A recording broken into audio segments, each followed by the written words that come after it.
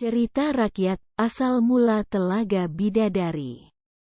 Dahulu kala, ada seorang pemuda tampan, namanya Awang Sukma. Awang Sukma mengembara ke tengah-tengah hutan.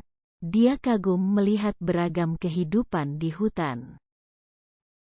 Dia membangun rumah pohon di dahan pohon yang sangat besar. Dia tinggal di hutan dalam keharmonisan dan kedamaian. Setelah lama tinggal di hutan, Awang Sukma diangkat menjadi penguasa daerah itu. Sebulan sekali, Awang Sukma berkeliling wilayahnya, dan dia tiba di sebuah danau yang jernih. Danau itu berada di bawah pohon rindang dengan banyak buah. Burung-burung dan serangga hidup bahagia di sana.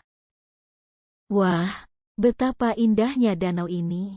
Hutan ini memiliki keindahan luar biasa, ucap Awang Sukma dalam hati. Keesokan harinya, ketika Awang Sukma meniup serulingnya, ia mendengar suara ramai di danau. Di sela-sela tumpukan batu yang pecah, Awang Sukma mengintip ke arah danau. Awang Sukma sangat heran sekaligus terkejut ketika melihat 7 gadis cantik sedang bermain air. Mungkinkah mereka bidadari? Pikir Awang Sukma. 7 gadis cantik itu tidak sadar jika mereka sedang diawasi dan mengabaikan selendang mereka yang digunakan untuk terbang, berserakan di sekitar danau. Salah satu selendang terletak di dekat Awang Sukma. Wah, ini kesempatan bagus untuk mendapatkan salah satu dari selendang itu, gumam Awang Sukma. Setelah mengambil satu selendang yang dekat dengannya, Awang Sukma segera berlari untuk bersembunyi kembali. Namun saat berlari tidak sengaja dia menginjak ranting yang kering. Mendengar suara ranting kering patah, para gadis terkejut dan langsung mengambil selendang masing-masing mereka dengan tergesa-gesa. Terbang pergi meninggalkan danau dengan menggunakan selendang ajaib. Namun ternyata ada seorang gadis yang tidak bisa menemukan selendangnya. Dia telah ditinggalkan oleh semua saudara perempuannya. Dia sangat ketakutan dan sedih ditinggalkan seorang diri.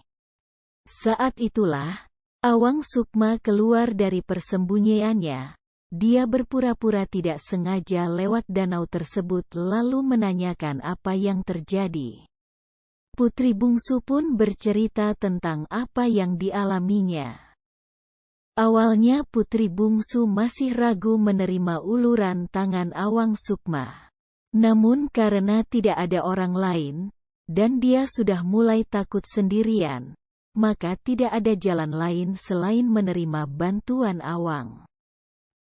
Jangan khawatir Tuan Putri, aku akan membantu asal Tuan Putri tidak menolak untuk tinggal bersamaku, pinta Awang Sukma.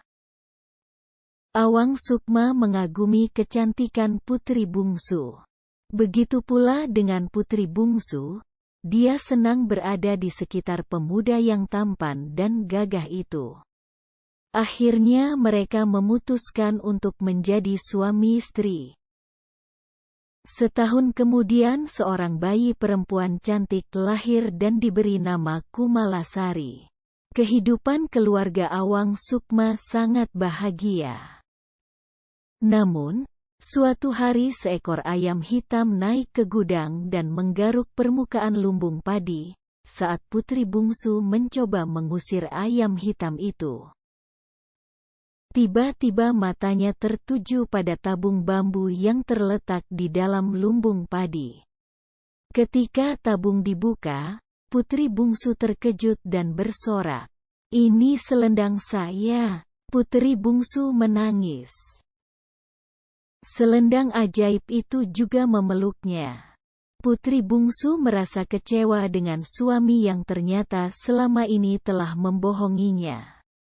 Namun di sisi lain dia juga sangat menyayangi suami dan anaknya. Putri bungsu akhirnya memutuskan untuk kembali ke kahyangan. Sekarang saatnya aku harus kembali, katanya pada dirinya sendiri.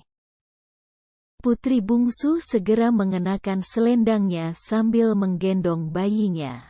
Awang Sukma terpana melihat apa yang telah terjadi. Dia segera datang ke istrinya dan meminta maaf atas tindakannya yang menyembunyikan selendang putri bungsu secara diam-diam. Awang Sukma menyadari bahwa perpisahan tidak bisa dihindari. "Kanda, tolong jaga Dinda Kumalasari dengan baik," kata putri bungsu kepada Awang Sukma.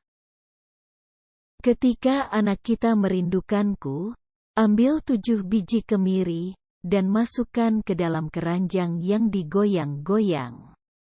Saya pasti akan segera datang menemuinya," kata putri bungsu. Putri bungsu yang telah mengenakan selendangnya, kemudian terbang ke kahyangan.